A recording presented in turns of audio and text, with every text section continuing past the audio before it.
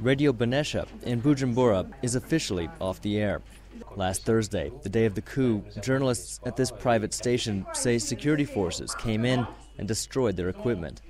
Chief editor Leon Masango said the attack was clearly politically motivated. Policemen and military that said they were loyalists came here to destroy our material. We had done nothing wrong. We're only here to inform the population.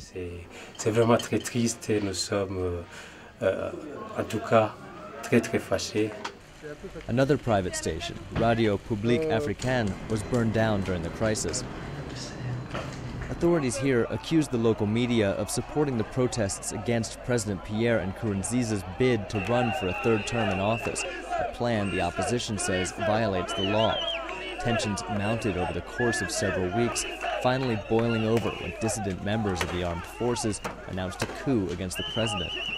Government spokesman Willy Nyamitwe says the private radio stations were complicit in the attempted takeover. They were with the plotters because the plotters were in their studios and they have been broadcasting this and even some songs, and they have been accompanying this plot as partners. Journalists at the private stations deny being part of the coup.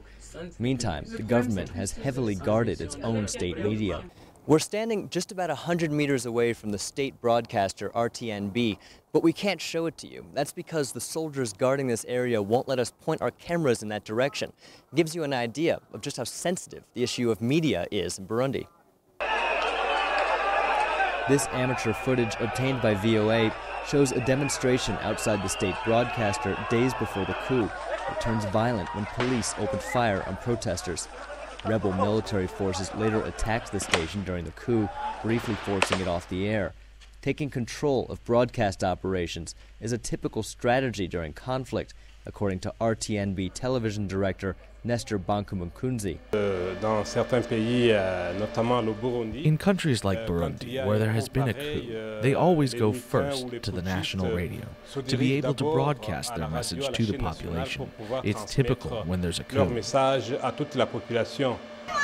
With other stations shut down, RTNB is now the only local media outlet left in Burundi. In a country where radio is king, it is no surprise that the fight for control of the government has centered so much on who controls the airwaves. Gabe Joselow, VOA News, Bujumbura.